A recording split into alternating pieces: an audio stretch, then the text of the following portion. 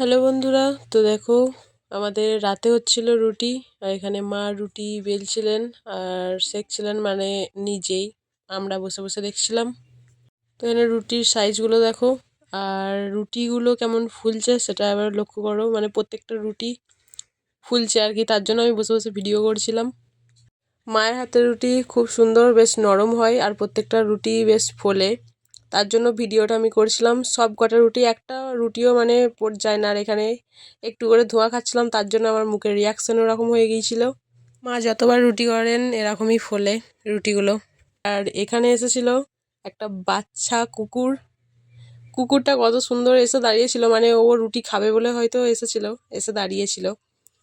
তো তারপর হচ্ছে ও এসে চলেও গিয়েছিল। দাঁড়াও, ভিডিওতে নিয়েছি, দেখাচ্ছি। এই দেখো বাচ্চা কুকুর চলে এসেছে। আর এখানে তারপর আসবে ওর মা। ওর মাকে কেমন রুটি খাওয়ানো হচ্ছে, শুধু ও ক্যাচ লুপছে, লুপে লুপে নিয়ে আর কি রুটি খাচ্ছে। সেটাও লক্ষ্য করো, সেটাও ভিডিওতে নিয়েছি তোমাদের সাথে শেয়ার করব বলে।